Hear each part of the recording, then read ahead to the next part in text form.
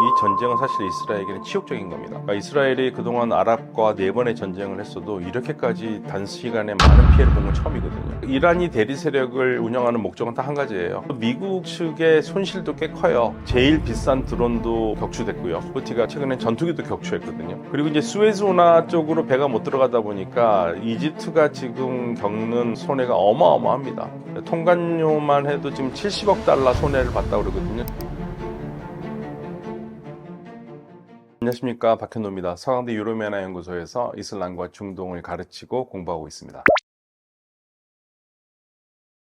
네, 2023년 10월 7일에 하마스가 갑작스럽게 이스라엘을 급습하면서 우리가 알고 있는 이스라엘 하마스 전쟁이 시작됐고요. 이 전쟁은 사실 이스라엘에게는 치욕적인 겁니다. 그러니까 이스라엘이 그동안 아랍과 4번의 전쟁을 했어도 이렇게까지 단시간에 많은 피해를 본 건 처음이거든요. 무려 며칠 사이에요. 하마스가 죽인 이스라엘 시민이 1200명에 달하고요. 250명을 인질로 끌고 갔습니다. 이거 어마어마한 사건입니다. 그래서 이스라엘은 이거를 이스라엘 9.11이라고 얘기를 할 정도로요. 굉장히 충격이었죠. 근데 사실은 전쟁이라고 보기가 어려울 정도로 사실은 하마스와 이스라엘군의 전력 차이는 대학생과 초등학생 차이라고 얘기도 할 수 있거든요. 그러니까 뭐 전쟁을 해서 하마스가 이길 수 있는 가능성은 없어요. 다만 하마스도 계산을 잘못한 게 원래는 이제 그 하마스를 지원하는 그리고 팔레스타인 독립을 지원하는 이란이 같이 싸워줄 것을 기대를 했고 요청을 했는데 이란이 거부를 했고 그럼에도 하마스는 우리가 들어가면은 따라 들어오겠지라는 생각으로 공격을 한 것 같아요.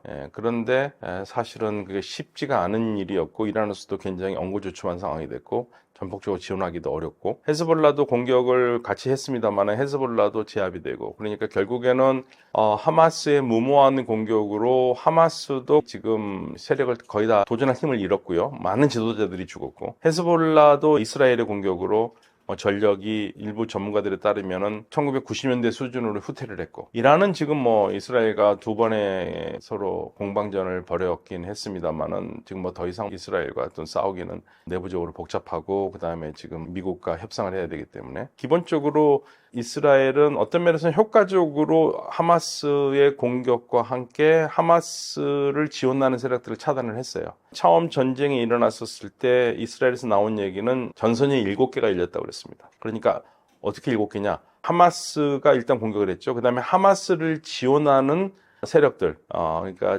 요르단강 서안 지역에 있는 그러한 하마스 세력들, 그리고 레바논의 헤즈볼라, 그럼 벌써 3개죠. 그 다음에 이라크 민병대 4개죠. 그리고 이란이 있죠. 5개죠. 그리고 시리아 쪽에도 있죠. 6개죠. 그리고 마지막으로 있는 곳이 예멘 7개죠. 7개의 전선이 열렸던 거거든요. 7개의 전선이 열렸는데 그거를 중에서 지금 끝까지 이 이스라엘의 공격을 멈추지 않고 있는 곳은 예멘의 후티 반군입니다. 후티 반군 같은 경우에는 조건을 내걸고 있죠. 이스라엘이 하마스와 휴전을 하면 우리 더 이상 공격하지 않겠다. 그래서 이제 트럼프 대통령이 들어서서 잠시 휴전을 했습니다만은 궁극적으로 3차 휴전까지 해서 완전히 전쟁을 종결하는 걸로 됐었는데 1차 휴전 안에서 끝나버렸고요. 2차로도 제대로 넘어가지 못한 상태고 여전히 지금 이스라엘은 하마스의 완전한 항복, 완전한 제거를 얘기하면서 공격을 멈추지 않고 있고 하마스는 인질을 다 풀어줄 테니까 5년간 휴전하자고 제안을 했습니다만 이스라엘이 받아들이지 않았고요. 그러니까 이스라엘은 지금 현재 하마스가 완전히 가자 지역에서 나갈 것을 지금 목표로 하고 있어요. 그래서 지금 하마스와의 싸움은 계속 일어나고 있고 그 싸움이 계속되는 한 예멘의 후티 반군은 멈추지 않는 겁니다. 그래서 이제 예멘 후티 반군을 멈추기 위해서 미국이 아주 본격적으로 공세를 했죠. 왜냐하면 후티 반군이 문제가 되는 게 단순히 후티 반군이 이스라엘을 공격하는 게 문제가 아니라 후티 반군이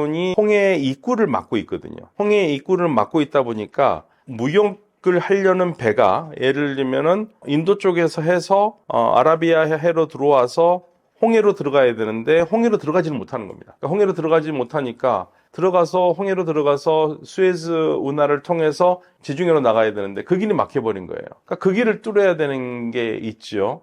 그게 막히니까 지금 전부 다 지금 아프리카 희망봉 쪽으로 돌아서 가거든요. 그러니까 원래 수에즈 운하가 없었을 때 원래 그렇게 다녔거든요. 근데 수에즈 운하 때문에 그게 무려 2주의 기간이 단축이 됐는데 지금 2주를 더 가서 무역을 해야 되니까 물류비가 2배로 들죠. 들 수밖에 없는 거고. 그래서 이제 미국이 이거를 홍해를 소통을 하기 위해서 계속적으로 후티 반군을 맹폭을 하고 있습니다만은 맹폭하는 거에 비해서 후티 반군의 전력이 그렇게까지 소멸되는 것 같지는 않아요. 미국의 언론 쪽에서는 20-30%밖에 지금 제거하지 못했다 얘기를 하고 있고요. 궁극적으로 후티 반군을 완전히 제거하려면 공습만은 되지는 않고 지상군을 투입을 해야 되는데, 지상군 투입하면은 그 피해가 너무 많이 나올 거기 때문에, 그러니까 후티 반군 피해라기보다는 지상군으로 투입되는 미군이 피해를 많기 때문에 그건 또 여론상 안 좋고, 그래서 지금 현재로서는 어마어마한 공습을 하고 있습니다만은 어마어마한 공습의 양에 비해서 실질적으로 얻는 전가는 그렇게 많지 않다라는 게 지금 중론입니다. 이란이 대리 세력을 운영하는 목적은 딱 한 가지예요. 이슬람 혁명을 성공하면서 사람들을 괴롭히고 못 살게 구는 왕을 제거했다. 그러니까 억압받는 사람들을 해방했다라는 혁명의 목표를 이뤘어요. 그런데 그 혁명은 이란 내에서만 끝나는 게 아니라 전 세계에 억압받는 사람들, 특히 누구냐면 팔레스타인 사람들을 해방을 목표로 삼거든요. 당연히 팔레스타인 사람들을 괴롭히는 이스라엘의 시온주의자들을 제거해야 되겠다. 그럼 시온주의자를 제거하려면 시온주의자와 싸우는 사람들을 돕거나 우리가 만들어야 된다. 그래서 이제 그 대표적인 이 대리 세력이라는 게 이라크의 시아파 민병대, 그리고 레바논의 헤즈볼라, 그리고 또 그 시리아 쪽으로 이란의 민병대가 들어가 있죠. 이란이 후원하는. 그리고 레바논의 헤즈볼라 이렇게 해가지고 전부 다 있고, 그 다음에 하마스에다도 지원을 하고 있고요. 그리고 후티 반군도 지원을 하고 있는 거였거든요. 근데 후티 반군 같은 경우에는 이제 그 이야기가 좀 달라요. 이란은 우리는 지원한 적이 없다 얘기를 계속하고 있고, 그런데 이제 미국이나 영국 그리고 이스라엘 쪽에서는 무슨 소리냐, 니네들이 그 일반 어선을 가장해서 일반 어선에다 몰래 실어서 보낸 후티 반군 쪽으로 가는 무기들을 우리가 다 압수를 했는데 이게 니네 건데 뭔 소리 하고 있냐 얘기를 하고 있어요. 그러니까 이란은 공식적으로 우리는 후티 반군을 지원하지 않는다고 그랬지만 서방과 이스라엘은 그건 말도 안 된다, 이란이 계속 지원해왔다 얘기를 하고 있습니다. 그래서 이번에 후티 반군을 공격해서 이란의 지원을 완전히 끊게 만들겠다라는 것도 있고요. 또 더 나아가서는 이란에게 보여주는 하나의 그 맛보기도 있습니다. 만약에 미국이 지금 핵협상을 하고 있는데요, 핵협상이 잘못되면 이렇게 될 수도 있다는 걸 하나 보여주는 그러한 전시효과도 있습니다. 그러나 지금 생각보다 공세에 비해서는 전가가 많지 않다라는 게 미국 언론총에 나오는 얘기고, 또 미국 측의 손실도 꽤 커요. 제일 비싼 드론도 격추됐고요. 후티가 격추했고, 그다음에 최근엔 전투기도 격추했거든요. 후티 쪽에서는 우리가 격추했다고 얘기를 하고 있습니다. 그러니까 미국 쪽에 손해가 있고, 그리고 이제 수에즈 운하 쪽으로 배가 못 들어가다 보니까 이집트가 지금 겪는 손해가 어마어마합니다. 통관료만 해도 지금 70억 달러 손해를 봤다고 그러거든요. 70억 달러면은 지금 현재 우리 환율로 보면 10조 원이 넘어요. 그러니까 이집트 경제가 결국에는 관광과 수에즈 운하 수입이 굉장히 중요한 목을 차지하고 있는데, 그 목이 지금 뭐 날아가 버렸으니까 이집트로서도 전전긍긍하고 있는 거고, 최근에 그 트럼프 대통령은 만약에 후티 반군을 제어를 해서 홍해의 길이 열리면 이집트에게 뭘 요구했냐면요, 그러면 우리 미국 배와 미국의 군함들은 모두 무료 통과시켜라, 우리가 들인 돈이 얼만데, 뭐 그런 요구를 했다라는 기사까지 나오고 있습니다. 근데 물론 이제 이집트에서는 아니 우리가 지금 손해본 것도 얼만데 거기까지는 우리가 할 수 없다라고 지금 얘기는 했습니다만은 계속적으로 그걸 요구할 것 같아요. 그러니까 이집트도 지금 머리가 아픈 게요, 사실은 이제 이집트하고 미국의 관계를 보면은 이집트가 1979년에 이스라엘과 평화협정을 맺으면서 그로부터 지금 미국이 해마다 원조를 하고 있거든요. 원조를 하는 금액이 상당합니다. 그런데 원조는 원조대로 받고, 사실 이 통관료도 미국한테 받아야 되는데 통관료를 미국 배나 미국 상선이나 군함에는 받지 말으라고 그러면 이제 이집트로서는 그 손해가 너무 크죠. 이집트가 미국으로부터 해마다 받는 게 한 13억 달러가 되고, 그런데 지금 뭐 수에즈 운하에서 나온 통관 손해가 70억 달러니까 그거를 뭐 7배를 받아도 지금 안 될 판인데 미국에 공짜로 해주기는 쉽지는 않을 거고요. 다른 방법으로 조정을 하겠죠. 다른 방법으로요. 여러 가지 조건이 붙을 수 있는데요, 뭐 금액적으로 조정을 한다든가, 아니면은 지금 이제 그 트럼프 대통령이 가자의 평화안을 하면서 가자에 있는 사람들을 전부 다 이주를 시키는다. 220만에서 230만 되는 사람들을.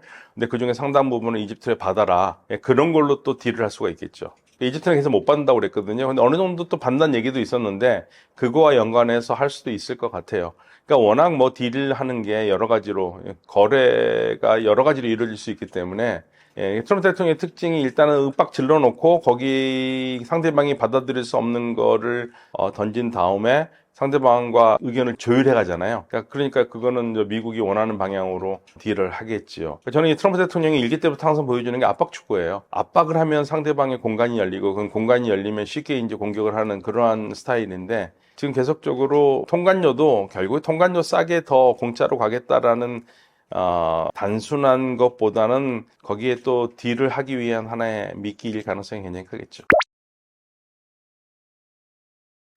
추측하기 어렵습니다. 트럼프 대통령은 이미 가자 재건안을 내놨고, 가자 재건안은 사실은 나쁘진 않아요. 가자를 미국이 책임지고 재건을 하겠다. 예, 좋죠. 가자가 그 지역이 쉽게 말하면 그 지중해하고 연해 있는 지역이기 때문에 해변도 아름답고 하면 좋죠. 근데 그 문제가 뭐냐면, 트럼프 대통령의 가자 재건안의 가장 큰 문제는, 근데 거기 있는 사람들을 다 나와야 된다는 얘기예요. 그래. 그럼 재건하는 동안 나오는 거? 아니, 재건해도 못 들어가. 예, 그거잖아요. 재건할 때까지도 못 들어가고 재건한 다음에도 못 들어간다? 그러면 230만에 가까운 이 가자 지구 주민들은 어디로 가느냐? 다 분산 다른 나라로 다 가라 이거예요. 그럼 결국에는 가자에는 팔레스타인 사람들이 없는 거거든요. 그럼 이게 이제 가장 큰 문제는, 다른 거 다 떠나서 이거는 우리가 국제사회에서 말하는 인종청소입니다. 인종청소라는 게 사람만 죽이는 게 인종청소가 아니고요. 사람이 살던 곳에서 못 살게 내보내는 것도 인종청소거든요. 국제 범죄를 저지르는 거거든요. 그래서 이 가자 재건안을 어떻게 할 것인가가 초미의 관심사인데, 그래서 아랍 국가들이 깜짝 놀래가지고 이 안을 내놨어요. 그래서 우리가 생각해보니까 돈을 어느 정도 들고,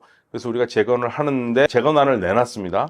그런데 이제 미국과 이스라엘이 그걸 거부했습니다. 이유는 한 가지예요. 아니, 새로 지금 너네 아랍 사람들이 너희들 재건한다는 재건안을 보니까, 재건한 다음에 하마스가 나간다는 얘기가 없네. 하마스가 계속적으로 있다는 얘기네. 그러니까 지금 결국에는 관건이 되는 거는, 아랍이 재건해도 좋은데 하마스는 나가야 된다는 얘기예요. 그러니까 하마스를 다 내보내라. 하마스가 더 이상 가자에서 있어서는 안 된다라는 게 지금 이스라엘과 미국이 내거는 조건이기 때문에, 만에 하나라도 그게 된다면은 가자는 재건 가능하겠죠. 근데 하마스가 안 나가려고 그럴 거고, 근데 이제 아직까지 비공식적인 얘기입니다만은 요르단 쪽에서는 하마스가 나가야 된다라는 얘기를 하고 있기는 해요. 그래서 어떻게 지금 이게 귀결이 될지는 초미의 관심사인데, 예측하기가 지금 어려운 상황입니다. 아직까지 여전히 전쟁은 계속되고 있으니까요. 근데 그러니까 하마스가 가자에 있는 한 발자국도 지금 휴전도 안 되고 재건도 안 되기 때문에, 하마스 한 3,500에서 한 5,000 정도 된다고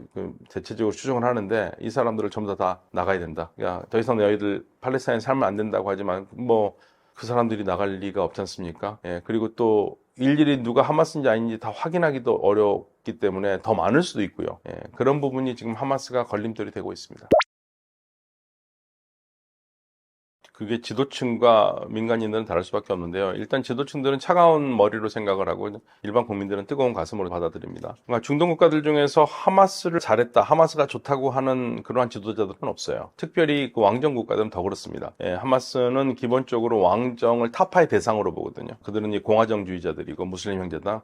그래서 아마도 하마스에 대해서 가장 동정적인 나라가 있다면은 그 튀르키예, 그리고 알제리, 카타르 정도입니다. 다른 국가들은 하마스에 대해서 전혀 좋게 보지를 않아요. 그런데 그럼에도 예를 들면 사우디아라비아도 그렇고 하마스 나쁘다 얘기는 안 합니다. 왜냐하면 일반 국민들은 어떻게 생각하냐면, 하마스를 테러 조직이나 이렇게 생각 안 하거든요. 하마스가 유일하게 꿋꿋하게 정의롭지 못한 이스라엘에 대항해서 싸우는 유일한 전사들이라고 생각하기 때문에, 국민과 지도자의 감정 사이에는 큰 괴리가 있어요. 층이 커요. 그래서 중동 국가들은 하마스가 잘못했다고 생각을 하면서도 잘못했다는 말을 못하고 있고, 그리고 이 전쟁이 빨리 끝나기를 바라고는 있는데, 동시에 이스라엘이 너무 좀 심하게 때린다. 그러니까 지금 모든 초점은 이스라엘이 하마스를 때리는 거에 가 있지 않고, 이스라엘이 하마스를 때린다고 하면서 그 부차적으로 많은 피해를 받고 있는 민간인들에 가 있는 거죠. 그래서 전쟁을 멈춰야 된다라고 지금 계속 얘기를 하고 있습니다. 그리고 트럼프 대통령이 그런 얘기를 했거든요. 이집트의 시시 대통령에게, 야, 우리가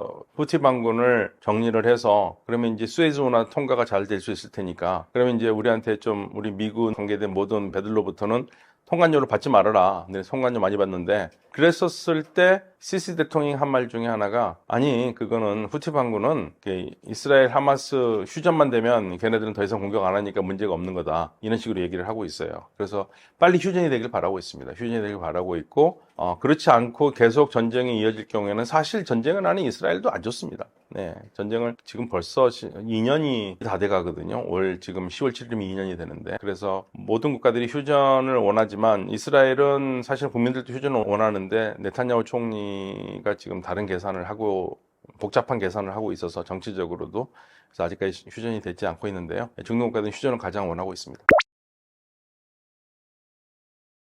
아니요, 저는 석유는 고갈되고 있다고 보지는 않아요. 석유는 사실은 탐사 능력이 발전하면 발전할수록 석유의 그 매장량이 늘어나고 있습니다. 제가 대학원에서 공부할 때 저희 아랍 선생님이, 야, 앞으로 석유 쓰려면은 이제 뭐 100년밖에 남지 않았는데 아랍 국가들 뭐 하는지 모르겠다고 그러는데, 그때 1990년대 제가 우리 아랍 선생님한테 들었을 때의 석유 매장량과 지금이 더 많아졌어요. 그냥 탐사 능력이 늘어나기 때문에. 그러니까 지금은 오히려 석유 고갈이 문제가 아니라 석유가 있는데도 석유를 쓰지 않는 세상이 올 수 있다는 얘기입니다. 사실은 이 얘기를 2000년 6월 달에 석유의 현인이라고 우리가 얘기를 많이 하는데, 석유의 현자, 사우디아라비아에서 오랫동안 석유 정책을 주물러 왔던 자키 야만이라는 분이 계신데, 이분이 작곡하셨는데, 이분이 2000년 6월 달에 뭐라고 그랬냐면요, 석기 시대가 돌이 없어서 끝났냐? 아니지 않느냐? 석기 시대는 돌이 없어서 끝난 게 아니라 청동기 되면서 끝났잖아요. 마찬가지로 석유가 있어도 석유 시대는 끝난다. 2030년이면 석유를 살 나라가 없어서 석유를 한 방울도 못 판다. 그러니까 빨리 지금 산업 구조의 변화를 와야 된다라는 얘기를 한 적이 있습니다. 근데 그때만 해도, 2000년만 해도 많은 나라들이, 산유국들이 거기에 대해서 그렇게 크게 관심을 두지 않았습니다. 그런데 이제 미국의 셰일 에너지가 나오기 시작하면서 석유 시장이 정신없어지기 시작하고요. 그리고 재생에너지가 등장하면서 산유국들이 공포를 느끼기 시작한 거죠. 그러니까 뭐 전부 다 전 세계 모든 많은 나라들이 2030년, 2050년을 탄소 중립해서 화석 연료를 쓰지 않겠다. 그러니까 석유가스 연료를 쓰지 않겠다. 그 쓰지 않는 세상으로 가겠다고 하니까, 이 아랍 국가들, 특히 산유 국가들, 중동의 산유 국가들은 걱정이 될 수밖에 없는 거죠. 그래서 이제 이 중동의 산유 국가들은, 그러면 만약에 생각해 보세요. 전 세계가 만약에 교통 수단에서 우리가 흔히 쓰는 화석연료를 쓰지 않는다 그러면 약 30% 정도가 날아갑니다. 화석연료를 생산해서 그동안 먹고 살던 나라는, 그러니까 다른 산업이 있다면은 걱정은 안 할 거예요. 그래? 석유 수요가 떨어지네? 100%에서 70으로 떨어졌네? 60까지도 떨어지겠네? 그러면 나머지 우리가 돈 못 번 거는 다른 산업으로 돈 벌면 되겠지, 이렇게 할 텐데, 문제는 산유 국가들이 다른 산업이 없어요. 그러니까 지금 중동 지역에서 나오는 산업 다각화라는 말은 다른 말이 아니라 석유 외에 다른 걸로 돈을 먹고 살 수 있도록 산업을 가자 이겁니다. 그래서 뭐 산업하면은 공장 세우고 다 이런 것도 되겠지만, 아주 단순하게 얘기하면은 사우디아라비아가 축구선수 호나우도를 데려왔잖아요. 호나우도를 데려와서 프로축구에서 지금 뛰게 하잖아요. 근데 왜 그랬겠습니까? 호나우도가 들어오면서 전 세계가 사우디아라비아가 축구한다는 걸 알게 됐고요. 그 호나우도가 가져온 축구 시장의 흥행이 대단했어요. 그러니까 사우디아라비아는 호나우도 한 명을 데려오면서 새로운 산업 분야를 개발을 한 거죠. 그래서 이제 뭐 석유 아니어도 돈을 벌 수 있는 구조를 만들겠다는 거예요. 그래서 이제 뭐 농담반 진담반으로 사우디가 제일 데리고 싶은 한국 사람은 누구겠습니까? 그건 손흥민입니다. 그런 식으로 해서 축구 산업 발전하고, 그러면 축구 산업과 부수되는 산업들이 발전하겠죠. 예, 그리고 관광 산업도 발전하겠죠. 한국 사람들은 이제 손흥민 축구 보러 사우디아라비아를 가서 한 푼이라도 쓸 거기 때문에, 그러면서 이게 산업 다각화라는 겁니다. 그러니까 즉 그동안에는 에너지 중심의 산업이었는데 그걸 벗어나자. 왜냐하면 전 세계가 자꾸만 우리가 만드는 에너지를 덜 쓴다고 그러니까. 그러면서 지금 중동 지역에 비상이 걸린 거죠. 사실은 성과가 그렇게 많지 않습니다. 거의 없다고 봐야죠. 왜냐하면 이게 거창하게 된 이유가 있습니다. 그러니까 무함마드 빈 살만 당시 왕세자가 생각했던 큰 그림이 있겠죠. 근데 사실은 이제 강박관념이 있어요. 어떤 강박관념이냐면, 새로운 도시를 만들고 가야 되는데 많은 나라들이 그런 얘기를 하죠. 그러면 두바이 같이 만들겠습니까? 근데 사실 두바이하고 똑같이 뺏기는 건 자존심 상하는 거잖아요. 그러니까 무함마드 빈 살만이 뭐라고 그러냐면, 아니 두바이 뺏기는 거 쉽다. 우리가 근데 그런 거 하는 게 아니다. 우리는 두바이가 보여주지 못한 뭔가를 보여주겠다. 사실 이게 강박관념인데, 그래서 무함마드 빈 살만이 자기 생각이 있었겠죠. 그 자기 생각을 누구한테 얘기하겠습니까? 이제 컨설턴트의 맥켄지 그룹에 얘기하죠. 맥켄지는 안 된다는 얘기는 안 하는 거예요. 그냥 왕세자가 원하는 대로 그림을 그린 겁니다. 그게 이제 네온 프로젝트거든요. 네온 프로젝트인데 사실은 이게 네온 프로젝트가 비현실적이죠. 비현실적일 수밖에 없는 게 실현성을 두고 한 게 아니라 일단 그림을 크게 그려놓은 거거든요. 그래서 전 세계가 놀랬고 그다음 관심을 끌어내는 성공했어요. 생각해 보세요. 높이 500m짜리의 그 건물을 170km를 연속으로 쌓는다? 그건 저같이 건축 못하는 애들도 안 된다는 거 알 거잖아요. 그게 롯데월드 높이인데, 롯데월드 타워 높이를 170km, 서울에서 대전까지? 오우. 그런데 사실은 저도 이제 방송에서 이런 얘기를 하면서도 안 된다라는 얘기를 제가 일부러 안 했습니다. 왜냐면 뭐 여러 가지로 국가적으로도 우리 기업에도 혹시 손해가 될까봐 잘 되길 바란다고만 얘기를 했죠. 근데 사실 비현실적인 거거든요. 근데 그게 비현실적이 될 수밖에 없는 게 맥켄지가 그거를 그냥 원하는 대로 그린 겁니다. 그런데 그래서 되면 좋겠는데 문제는 뭐냐면 공사비가 너무 들어요. 공사비가 드는데 그냥 공사비가 들더라도 그 재원이 있으면 할 수 있겠죠. 예, 재원이 있으면 할 수 있겠지만 문제는 뭐냐면 석유값이 그러려면은 배럴당 100달러는 넘어야 돼요. 사우디아라비아가 보통 재정 균형을 맞추려면은 그러니까 우리가 지금 시중에서 파는 유가 말고요. 재정 균형 유가, 즉 재정적으로 적자가 되지 않으려면 보통 사우디아라비아 상황에서 보면 석유 1배럴당 한 95달러는 돼야 되거든요. 예. 그런데 석유 1배럴당 95달러가 턱없이 안 되지 않습니까? 지금 현재는 뭐 지금 65달러에서 왔다 갔다 하고 있으니까 어렵죠. 당연히 그 원한대로 하기는 어렵고 그래서 계속 축소를 해가고 있고 그렇지만 지금 축소를 하고 있고 상당히 크게 축소를 하고 있고 줄여가고 있지만 기본적으로 해야 되는 게 있죠. 왜냐하면 사우디아라비아가 엑스포 유치했죠. 그리고 월드컵도 유치하죠. 그다음에 가장 지금 발등에 불 떨어진 게 2029년 동계 아시안 게임이 있거든요. 이런 것들을 하려면은 일단은 축소해서라도 가장 기본적인 시설을 만들어야 되기 때문에 그런 면에서 산업다각화의 작업은 계속하겠습니다만은 네옴과 같은 거대한 프로젝트는 상당 부분 축소되거나 폐지된 상태에서 개발될 가능성이 큽니다. 현재로서는. 사우디하고 이스라엘은 사실 지도층에서는요, 이미 뭐 수교를 했다고 할 정도로 굉장히 친하게 지내왔어요. 그리고 이스라엘의 가장 큰 희망은 사우디아라비아가 손을 잡는 겁니다. 미국의 가장 큰 희망도 그렇고요. 트럼프 일기 때는 바레인과 아랍에미레이트가 백악관에서 이스라엘과 손잡는 퍼포먼스를 했죠. 그러면서 그게 이제 아브라함 협정을 했는데 그게 아브라함 협정의 일기라면 아브라함 협정 제2기는 가장 큰 건 사우디아라비아와 이스라엘이 손잡는 겁니다. 이스라엘이 가장 원하는 거고요. 그러니까 이스라엘이 사우디아라비아 손잡는 건 사우디아라비아가 가지고 있는 상징적인 의미가 있죠. 전 세계 이슬람교의 성지인 메카와 메디나를 관장하는 나라. 예. 그러니까 사우디아라비아하고 손을 잡으면 상당히 많은 무슬림 국가들과 손을 잡을 수 있다고 생각을 하는 겁니다. 이스라엘이 그만 인정을 받는 거죠. 근데 이제 사우디는 이스라엘과 손을 잡고 싶어도 못하는 게 뭐냐면 가장 큰 거는 그래요. 다시 말씀드리지만 지도층에서는 머리를 차갑게 생각하기 때문에 이스라엘과 손잡는 게 우리 국가적인 이득이나 이런 게 더 맞다 할 수 있지만 문제는 이 국민들이에요. 팔레스타인 문제가 해결되지 않은 상태에서 이스라엘과 손을 잡는다는 얘기는 그건 자살행위입니다. 그래서 사우디아라비아는 계속 팔레스타인 문제가 선 해결이 된 다음에 그러면 되면은 이제 잡겠다라는 거죠. 근데 팔레스타인 문제를 어떻게 해결하느냐? 국가를 세워야 된다 이거예요. 두 국가. 팔레스타인 국가를 세워야 된다 이거예요. 예, 그렇게 해결이 돼야지만이 사실은 그렇게 해결이 돼야지만이 사우디도 국민들에게 할 말이 있는 거죠. 그렇지 않은 상태에서는 어렵습니다. 따라서 사우디아라비아하고 이스라엘이 손을 잡으려면 가장 지금 중요한 것은 먼저 가자 지역이 휴전이 돼야 되고 그리고 궁극적으로 팔레스타인 국가라는 실체가 등장하고 그게 확실시 돼야지만이 사우디하고 이스라엘이 손을 잡을 수 있는 기본 바탕이 됩니다. 현재로서는 어려워요. 말도 못 꺼냅니다. 지금 사우디아라비아는 계속 그 얘기 해왔습니다. 이스라엘과 손잡는 전제 조건은 팔레스타인 문제 해결이다. 현재 네타냐후 총리 정부에서는 없습니다. 현재 네타냐후 총리 정부는 지금 어떻게 해서든지 팔레스타인 사람들을 밀어내고 아예 안전하게 이스라엘이 전체를 다 갖고 싶어하는 게 네타냐후 정부에 있는 극우파들의 생각이거든요. 그 사람들은 그래서 모든 팔레스타인 사람들 쫓아내고 싶어하는 사람들인데 거기에 국가를 만들어준다는 것은 있을 수가 없는 일이죠. 그래서 현재 지금 네타냐후 정부에서는 불가능한 일입니다.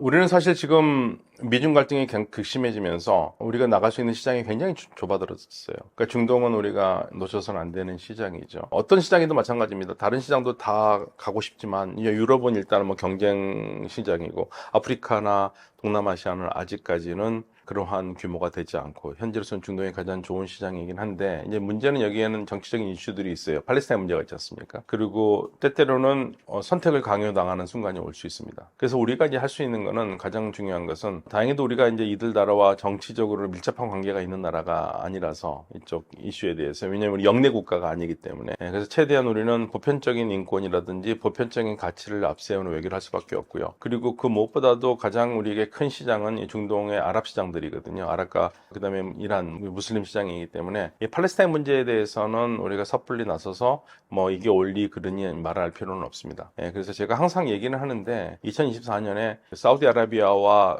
정상회담을 하면서 공동성명을 내놨거든요. 그때 사우디아라비아의 팔레스타인 해결책이 있습니다. 우리는 그 해결책을 지지하고 지원하면서, 우리가 지지하고 지원한다고 얘기를 했거든요. 팔레스타인 문제의 평화롭고 항구한 해결을 위해서 우리가 동참한다라는, 그리고 인도적 지원을 아끼지 않는다라는 거, 팔레스타인 사람들에 대한 인도적 지원을 아끼지 않는다라는 그런 입장들을 계속 견지하면서 중동 시장에서 우리 기회를 계속 살려가야겠죠. 여기에서 누구 편을 들고 정치적으로 뭐 하마스가 나쁘지만 하마스를 뭐 정부 차원에서 뭐 나빠요 하면서까지 아랍 사람들의 마음에 상처를 낼 필요는 없을 것 같아요. 그러니까 하마스가 분명히 잘못했죠. 잘못했는데 그거를 지속적으로 비난하면서 얘기하는 것은 우리에게는 좋은 건 아닙니다. 솔직한 말로. 그거를 뭐 아랍 국가들은 왜 안 하고 싶겠습니까? 아랍 국가들도 그렇게 하고 싶겠죠. 근데 그렇게 안 하는 이유가 다 있지 않겠어요? 근데 우리가 그런 아랍의 민심을 읽어야 된다는 얘기죠. 이쪽 지역에서는 물건을 팔 때라든지 사업을 할 때라든지 친구가 됐었을 때는 이러한 문제에 대해서 현명하게 대처할 수 있는 그런 능력이 있어야겠고, 저는 우리 정부가 잘 할 수 있을 것이라고 우리 정부는 잘 모르겠어요. 우리 정부는 잘 모르겠는데 우리 기업들은 잘 할 거라고 생각하고 있습니다.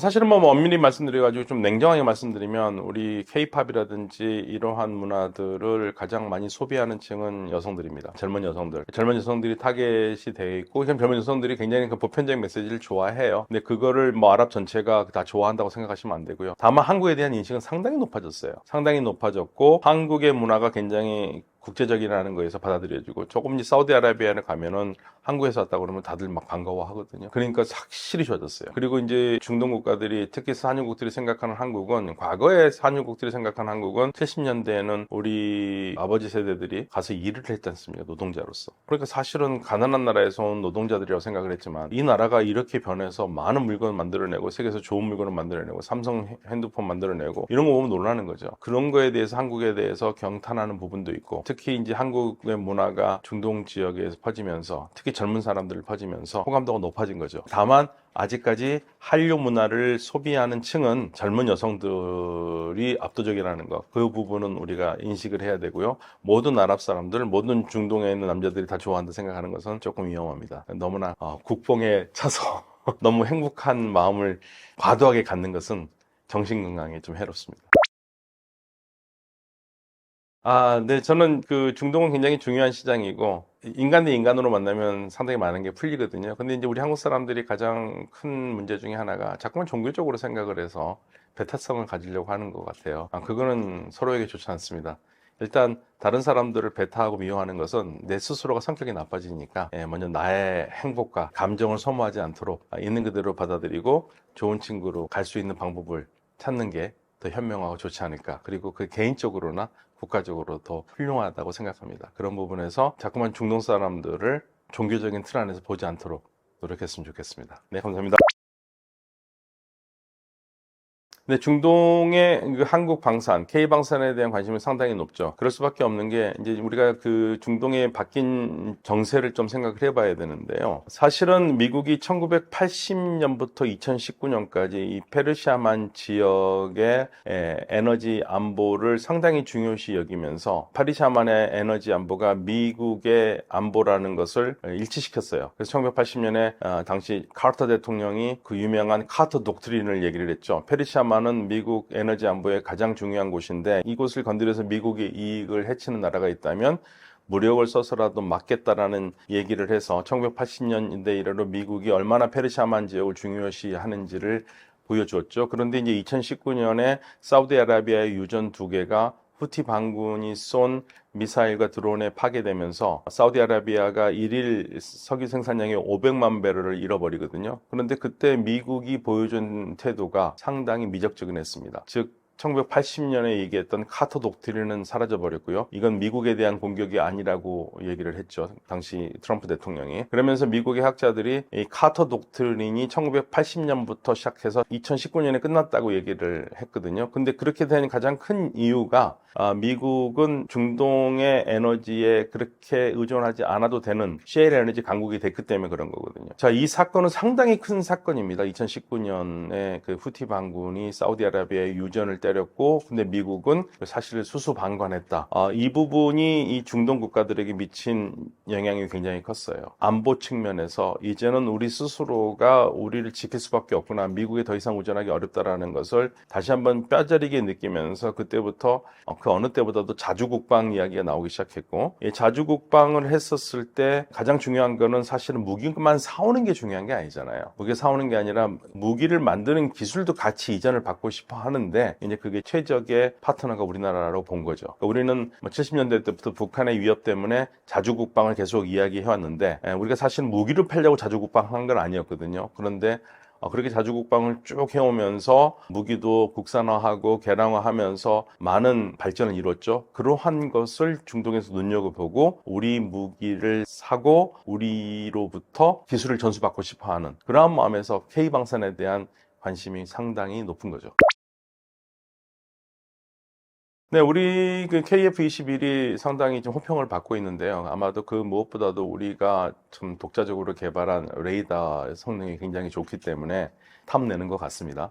그래서 아마도 KF-21도 수출 가능성이 굉장히 큰데, 기존 중동 시장에서는 미군 전투기라든지 프랑스의 라팔이라든지 그다음에 이제 중국 제들이, 그리고 이제 러시아제가 이쪽에서 좀 주름 잡았죠. 근데 이제 우리가 새로운 도전자로 들어가면서 실질적으로 경쟁 상대가 되고 있는데, 아직도 뚫어야 될 적들은 많아요. 근데 다만 이제 KF-21도 만약에 쉽게 수출하려면은 결국에는 기술 이전 문제가 될 겁니다. 근데 이제 이게 기술 이전이라는 게 양날의 검과 같아서, 기술 이전을 해주면 물건은 어떤 나라보다 더 잘 팔 수는 있겠지만 궁극적으로 그 기술 이전 때문에 우리가 호랑이를 키울 가능성도 크거든요. 가장 좋은 예로 하나 드리면은 UAE가 인공위성을 중동에서 처음으로 만들었습니다. 그런데 그 중동의 인공위성을 만들 때 여러 나라와 협력을 하려고 그랬어요. 예를 들면 일본과도 협력을 하려고 그랬는데, 일본에서 같이 협력하자고 그랬는데 결국엔 일본 손을 뿌리치고 우리나라와 했습니다. 그 이유는 딱 한 가지밖에 없습니다. 일본은 기술 이전을 안 해준다고 그랬습니다. 우리는 기술 이전을 해준다고 그랬고요. 그래서 결국에는 UAE가 만든 인공위성의 70%는 우리 기술이고요. 30%는 우리가 가르쳐줘서 UAE가 습득한 기술로 해서 인공위성을 만들었고, 그리고 UAE는 그 인공위성에서 배운 기술을 바탕으로 해서 나사와 우주 산업에 들어갔거든요. 어떤 면에서 지금 우리보다 더 앞섰다고도 볼 수 있거든요. 그런 상황이 발생할 수 있다는 얘기죠. 그러니까 우리가 레이더도 새로 우리가 스스로가 만들고 온갖 어려움을 통해서 만들고 했는데, 거기에 들어가는 천문학적인 국가 세금도 있고 그러는데, 그러한 기술들을 만약에 상대방이 원했을 경우에 그거 아니면은 안 사준다고, 살 수 없다고 그랬었을 때 그걸 어떻게 할 것인가, 그런 문제들이 있어요. 그래서 K방산이 중동에서 인기 있는 거는 상당히 기쁜 일이긴 하지만, 그 내면을 깊숙이 들여다보면은 기술 이전이라는 암초가 있기 때문에 이 부분을 어떻게 할 것인가가 사실은 상당히 고민스러운 일입니다. 중동 시장이 전 세계 무기 수출 시장의 한 30%를 차지하거든요. 그리고 그동안 중국의 비약적인 발전이 있었어요. 예를 들면 한 2013년부터 중국이 거의 80% 수출을 중진이 됐고요. 그리고 중국은 전 세계 무기 파는 거에 5% 이상을 지금 중동에서 팔고 있거든요. 중국도 여전히 저가 공세, 그리고 우리는 물건이 좋은데 다른 나라보다 훨씬 싸다 하는 그것을 메리트로 밀어붙이면서 중동 시장에 팔고 있고, 중동의 대다수 국가들이, 특히 산유국들이 친미 국가들이어서 미국 무기가 많음에도 또 중국 물건을 사는 이유 중에 하나가 좀 다변화하고 싶어하는 욕망이 있어요. 그런데 이제 무기 체계라는 게 사실은 이게 다른 이질적인 체제가 있으면 훈련하기 어렵거든요. 그런데 이제 미제 물건이 많다 보니까, 그러니까 미국과 우리 무기들은 호환이 되지 않습니까? 그래서 호환성이 있기 때문에 한국에 대한 수요도가 있고요. 또 우리 제품 제품들이 좋습니다. 상당히 좋은 측면에서. 그래서 사실은 실질적으로 우리가 지금 중국과 경쟁을 하고 있는데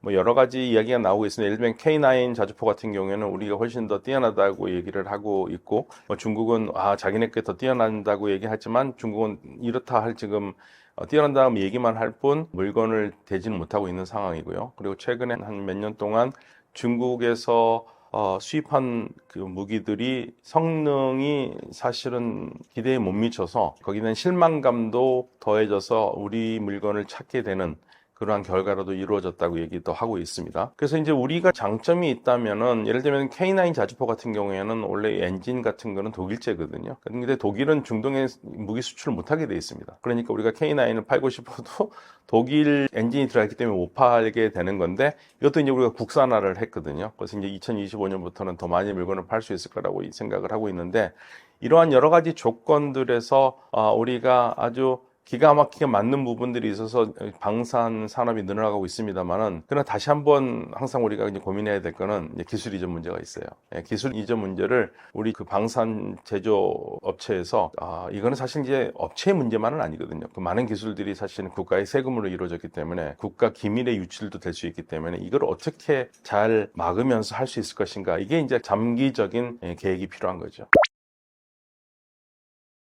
사실은 이제 무기를 많이 판다라는 게 상당히 좋은 건 아닙니다. 뭐 요즘은 좀 저도 이제 방산업체 분들과 얘기를 해보면은 무기를 많이 팔면 국가 이미지에 문제가 좀 있지 않습니까? 했었을 때 그분들이 말씀하시는 건 과거에는 그랬는데 과거에는 무기를 많이 판다라는 얘기는 사실 무기의 목적은 사람을 죽이는 거잖아요. 사람 죽이는 무기를 많이 파는 나라가 국가 이미지에 문제가 있었던 건 맞지만 요즘은 그렇지 않다고 얘기는 하고 있습니다만은 그래도 국가 이미지에서는 그렇게 좋은 건 아니에요. 사실은 살상 무기를 많이 판다는 것은. 그래서 우리나라도 그 방어용 무기를 파는 업체와 공격형 무기를 파는 업체 간의 희비가 약간 엇갈려요. 그러니까 방어용 무기를 파는 업체들은 사실 국가 이미지를 그 상처를 내지는 않거든요. 근데 이제 공격용 무기는 예를 들면 유럽의 어떤 국가들이 그걸 가지고 딴지를 걸면서 야, 이거 한국은 무기를 많이 파는 국가인데 이런 이상한 나라에서 물건 들어오는 건 좀 막아야 되지 않느냐, 뭐 이런 얘기도 나올 수가 있는데 방어용은 그게 없는 거죠. 그런 어려움이 있기는 해요. 그럼에도 방산 시장이 워낙 크기 때문에 국가 경제에 이바지하는 측면이 크기 때문에 그거를 손을 놓을 수는 없는 거고, 그래서 방산 시장은 계속 클 수밖에 없을 겁니다. 특히 한국의 자주국방 해온 그 역사를 알고 있는 중동에서는 한국이 상당히 매력적인 국가거든요. 그러니까 많은 부분에서 기술도 여러 가지로 배워갈 수 있는 국가고, 사실 사우디아라비아 같은 경우에는 우리 물건을 사면서 너희들이 기술 이전을 해주면 더 많이 살 수 있다라는 얘기로 계속 꼬시는 것도 있어요. 그래서 우리는 그런 부분들이 있는데 잘 대응을 해야 되겠죠. 그리고 이제 또 하나 어려운 부분이 하나가 뭐가 있냐면, 예를 들면 우리가 지금 사실은 물건들을 중동에 있는 아랍 국가들, 산유국에 주로 팔거든요. 근데 아랍 국가들이 지금은 관계가 괜찮지만 궁극적으로 이들의 가상의 적이 이란입니다. 그러니까 사실은 이제 이명박 정부 때부터 우리가 무기 그다음에 군사 진출을 본격적으로 하기 시작을 했는데 원전과 함께 아크 부대도 나가고요. 그때부터 나왔던 문제가 결국에는 우리가 훈련시키는 아랍 군대들, 그리고 우리가 판 무기로 이들이 결국에는 우리의 경제적으로 가장 중요한 나라가 될 이란과 싸울 텐데 그게 우리에게 안 좋지 않겠느냐라는 그러한 걱정과 우려는 있어요. 그래서 그 부분은 그런 일이 발생하지 않는 게 제일 좋은데, 그렇지만 우려는 가지고 있죠. 그 부분에서 그래서 이제 무기 수출이라는 것은 이렇게 시끄럽게 떠들면서 할 만한 것은 아닙니다. 다른 것들은 시끄럽게 떠들면서 할 만한데 무기 수출은 사실은 뭐 K방산 훌륭하다 이런 말도 사실은 안 하는 게 좋아요.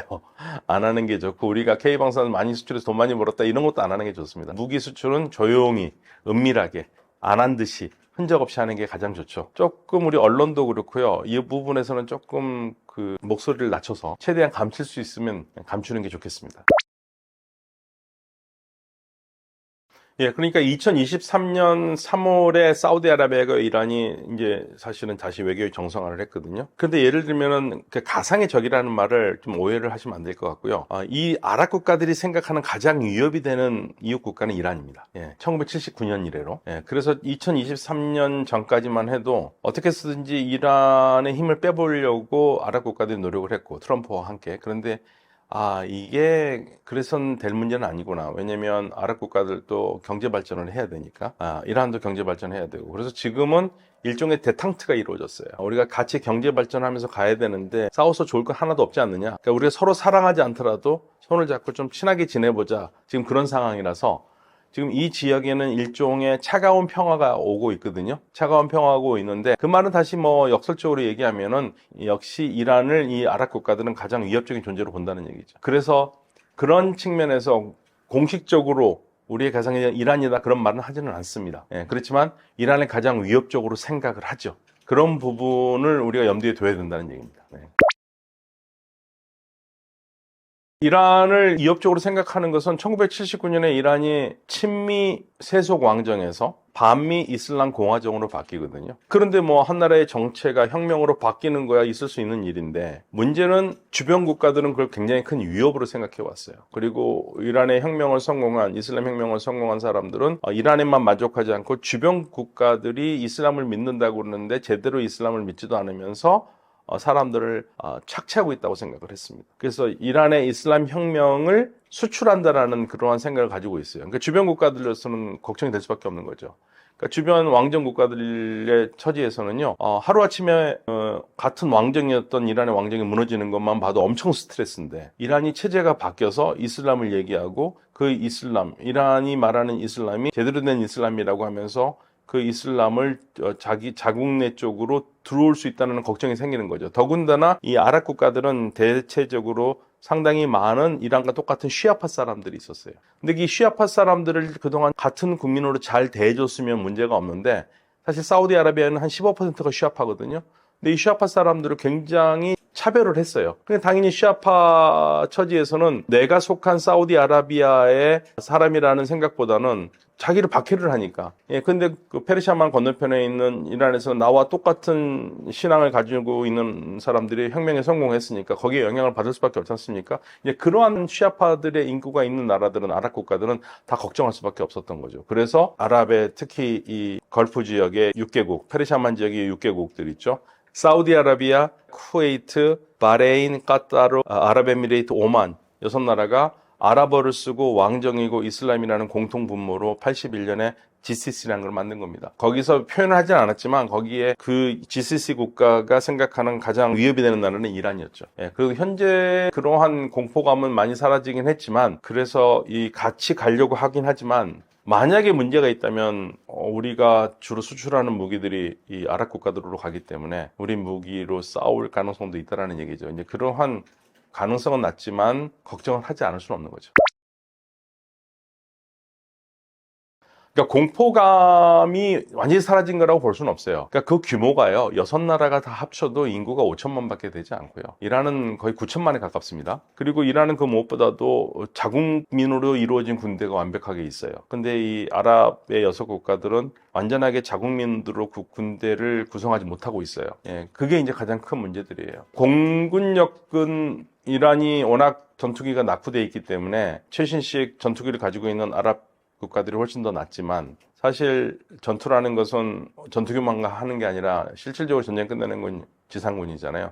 지상군 면역이 턱없이 부족해요. 그렇기 때문에 이란을 위협적으로 생각할 수밖에 없는데 이제 지금은 아랍 국가들이 이란과 같이 경제적으로 묶어서 이 지역의 공동 번영을 얘기를 하고 있거든요. 그래서 최근에 사우디아라비아 국왕이 이란의 최고 지도자의 친서도 보내고 그러면서 지역의 평화 안정을 얘기를 하고 있습니다. 그래서 지금은 차가운 평화의 시대, 관리의 시대로 들어갔기 때문에 예전보다는 훨씬 충돌의 가능성은 낮아졌죠. 일단 전쟁을 낳을 가능성은 낮고요. 전쟁이 나면은 이거는 지역 전쟁이 아닙니다. 왜냐하면 그 유전 지역이 다 파괴가 될 거기 때문에 세계 경제에 미치는 영향이 어마어마하죠. 따라서 전쟁이 나지 않는 게 가장 좋고요. 그리고 뭐 최악의 경우에 뭐 전쟁이 난다. 그럼 미국은 아랍 편을 들겠죠. 아니면 중재를 하던가요. 최대한. 그럴 수밖에 없는 게 이쪽 지역이 가지고 있는 에너지 안보가 너무 커요. 전 세계 석유 매장량이 확인 매장량입니다. 있다고 확인한 거예요, 매장량에.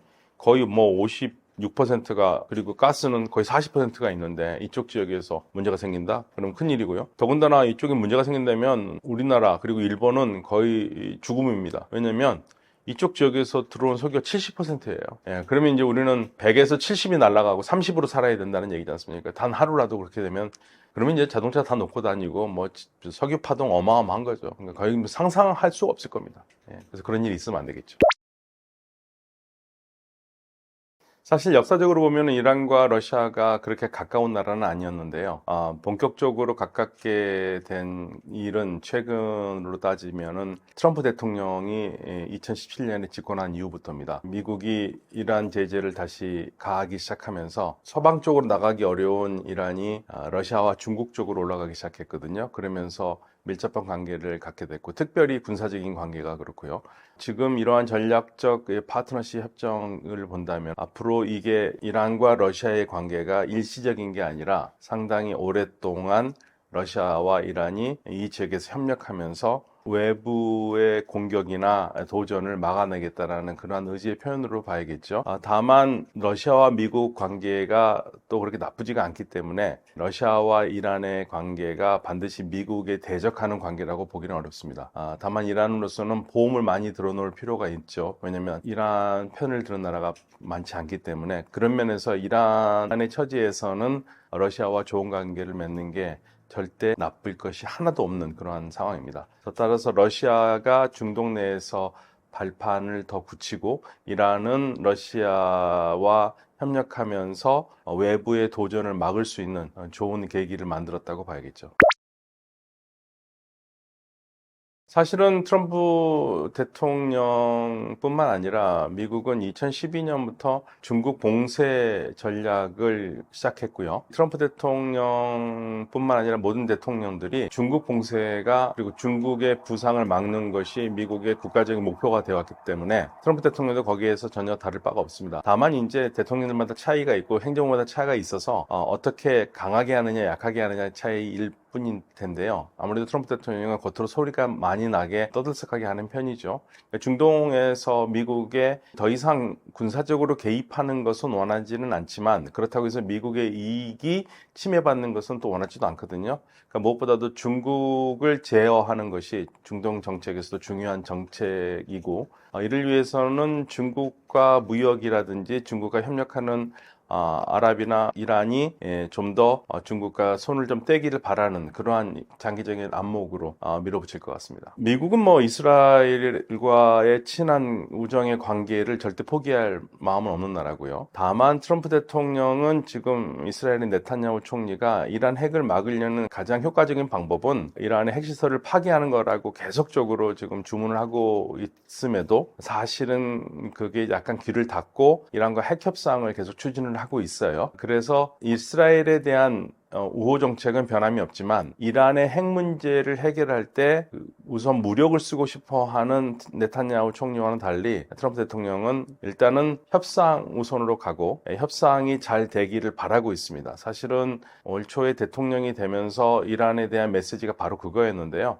미국이 이스라엘과 힘을 합쳐서 뭐 이란을 없애겠다, 무력적으로 없애겠다라는 그런 언론 보도는 과장된 것이고 미국은 절대 그런 거 원하지 않고 협정을 통해서 이란의 핵 무기를 막고 싶다는 얘기를 했어요. 그래서 이란이 번영하기를 바라는데 절대 핵은 안 된다라는 얘기를 했고 핵 협정만 잘 되면 중동에서 우리 파티를 한번 하자, 파티를 해야 된다, 뭐 이런 메시지를 날렸었거든요. 그게 아마 이제 트럼프 대통령이 이란에 가지고 있는 그리고 이스라엘과의 차이점이라고 지금 현재로서는 말씀드릴 수 있고요. 뭐 이미 미국은 중동이 아니더라도 셰일 에너지 혁명으로 1998년부터 시작된 셰일 에너지 생산으로 지금 미국은 세계 최대 에너지 생산 국가입니다. 2011년부터는 러시아를 제치고 세계 최대 가스 생산국이고 2018년부터는 사우디아라비아를 제치고 세계 최대 석유 생산 국가거든요. 그러니까 지금 뭐 미국의 에너지는 지금 작업자족이 되는 상태고 다만 만일에 대비해서 중동에 있는 에너지에 관심을 전혀 안 가질 수는 없죠. 왜냐하면 중동 지역의 에너지가요 2023년 기준으로 보면은 전 세계 확인 매장량 석유 확인 매장량의 거의 55.5%가 중동에 묻혀 있고 가스 확인 매장량의 거의 40%가 중동에 묻혀 있거든요. 따라서 이쪽 지역은 지금 당장은 아니더라도 장기적인 안목에서는 계속 필요한 곳이기 때문에 미국은 적절하게 관리를 해 나갈 것이라고 저는 생각합니다. 일단 이란은 단 한 번도 우리가 핵을 갖겠다고 말한 적은 없어요. 예, 갖겠다는 말한 적은 없고 이란의 정확한 입장은 이렇게 표현할 수 있는데요. 핵 개발은 주권 국가의 권리다. 그리고 우리는 평화적으로 핵을 개발해서 전력을 생산할 것이다. 우리는 핵무기를 만들지 않는다. 그리고 핵무기를 만드는 것은 이슬람 교리에 어긋난다. 대량 살살 무기니까 이렇게 얘기를 하고 있어요. 그런데 이제 주변 국가들은 절대 그걸 믿지는 않죠. 이란은 우리는 핵을 만들 마음이 없고 우리가 만약에 핵을 만들면 다른 나라도 다 만들 텐데 그 별 의미가 없다. 이렇게 얘기를 하고 있긴 하거든요. 근데 주변 국가들은 절대 그걸 믿지 않습니다. 따라서 뭐 특히 이스라엘 같은 경우에는요. 이란이 핵을 만든다라는 것을 종교적 신념으로 가지고 있어요. 종교적 신념이라고 할 정도로. 그러니까 이스라엘에서는 이란이 핵을 만드는 것은 거의 뭐 확실하다고 믿고 있기 때문에 어떻게 해서든지 막으려고 하고 있는 거죠. 이란이 핵을 갖게 된다면은 사실은 핵 도면의 현상이 날 수밖에 없습니다. 이란이 갖면 주변 국가들이 다 갖고 싶고 하겠죠. 특히 무함마드 빈 살만 사우디아라비아 왕세자는 이미 말한 적이 있습니다. 이란이 핵을 가질 거라고 생각하지는 않지만 만약에 핵을 갖는다면 우리 사우디아라비아도 가질 수밖에 없다는 얘기를 했고요. 따라서 이란이 핵무장을 하면 주변의 모든 국가들이 핵무장을 할 거기 때문에 이거는 핵 도미노 현상이 일어나고 단순히 중동을 넘어서도 아니라 전 세계적으로 이 도민 현상이 날 수 있기 때문에 어떻게 해서든지 지금 핵 질서 잡기 위해서라도 국제사회가 기존에 핵을 갖고 있는 나라 외에는 핵을 갖지 못하도록 지금 계속 압력을 놓고 있는 거죠. 따라서 지금 현재 미국은 이란과 핵 협상을 하면서 무기급 플루토늄을 추출하거나 그런 것을 가지 못하도록 막는 거로 지금 방향을 잡고 있는데 정확하게 미국이 이란의 모든 핵시설을 수준을 낮춰서 동결하는 건지 프로그램을 아니면 아예 핵을 제거하는 건지 이 두 가지 갈림길에서 현재까지는 보면은 제거라기보다는 핵 능력을 평화적인 핵 개발 정도, 그러니까 즉 전력 생산할 수 있는 정도. 그러니까 2015년에 핵 협정할 때 우라늄 농축을 3.67%로 얘기를 했거든요. 아마 그 수준에서 막으려고 하는 게 아닌가라는 그런 추측이 나오고 있습니다. 그러니까 사실은 우리나라 국민들도 북한 핵이 너무 걱정이 되니까 우리도 맞대응해서 우리도 핵을 가져야겠다는 생각들을 많이 했고 또 일부 정치인들은 또 공개적으로 얘기를 해서 국제적으로 파장을 일으키기도 했어요. 뭐 여론조사에 따르면은 우리 국민들에게 여론조사를 해서 우리가 핵을 가지는 게 좋겠냐고 그러면 한 70%는 가져도 좋다고 얘기를 하고 있거든요. 근데 문제는 핵을 갖고 싶다고 그래가지고 쉽게 국제사회가 허락하지는 않습니다. 많은 경제 제재가 들어올 거고요. 그러면 핵을 하나 갖겠다라는 목적 하나 때문에 경제 생활이 피폐가 될 수 있거든요. 그래서 뭐 여론조사를 다시 해서 만약에 경제 제재가 굉장히 극심하게 들어오는데도 핵을 가져야 된다고 생각하냐고 물어보면은 그래도 핵을 가져야 된다고 하는 사람들은 30%로 줄어들어요. 그러니까 핵 개발이라는 것은 국제사회가 용인하지 않을 거기 때문에 그건 쉽지가 않습니다. 그래서 이제 우리가 할 수 있는 거는 핵 개발, 그냥 북한 핵이 걱정이 된다 그러면 우리가 거기에 맞서서 핵을 현재서 만들기 어려우니까 핵무기에 버금가는 강도 높은 재래식 무기를 만드는 거겠죠. 압도적인 재래식 무기를 만들어서 거의 핵 수준으로 되는 재래식 무기를 만드는 것은 그거는 뭐 핵 개발과는 관계가 없는 거기 때문에 그런 경우는 가능할 수 있을 겁니다. 그래서 아마 우리는 그런 방향으로 가는 게 지금 현재로서는 최선책이고요. 이란이 그래서 핵을 만든다면 모든 나라가 핵을 동시에 다 만들고 싶어 할 거예요. 그래서 이란은 다시 말씀드립니다만 이란은 공식적으로 우리는 핵을 만들지 않는다, 핵무기를 만들지 않는다고 얘기를 분명히 했지만 국제사회는 핵을 만들 거라고 자꾸만 의심을 하고 있고 그래서 만약에 설령 그런 상황이 정말 최악이 돼서 이란이 핵을 만든다고 그러면 전 세계가 다 핵을 만들려고 할 거기 때문에 국제사회가 막으려고 할 수밖에 없는 상황입니다.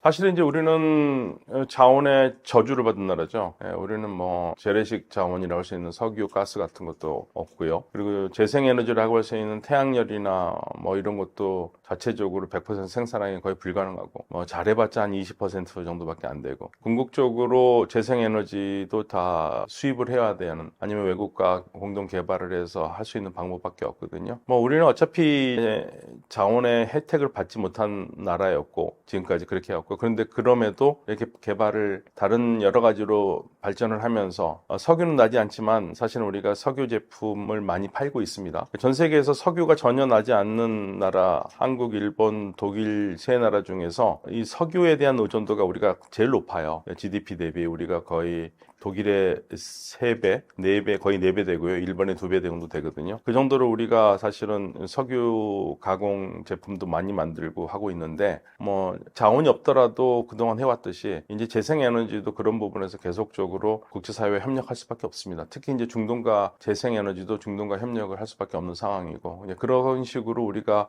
자리매김을 해 나갈 수밖에 없습니다. 그리고 어차피 전 세계가 아마도 최소 20, 30년 내에 전 세계가 재생에너지로만 모든 에너지를 대체하기는 어렵거든요. 석유, 가스 에너지를 거의 60%는 쓸 수밖에 없는 상황일 테고 그럼 나머지 한 3, 40%의 에너지를 대체 에너지가 된다고 생각하면 이제 우리가 거기에 맞춰서 여러 가지 산업 구조를 바꿔가고 재생에너지 생산에 노력을 하고 하는 수밖에 없습니다. 국가적인 과제니까 이거는 장기적인 안목에서 추진해야 되고 새로운 정부가 들었으면은 새로운 정부에서 이 부분들은 좀 더 면밀히 지켜보고 살펴봐야겠죠. 사실 우리는 이란과 미국의 핵협정이 잘 풀려서 이란 제재가 풀리고 이란 시장이 열리기를 헉수고대하고 있습니다.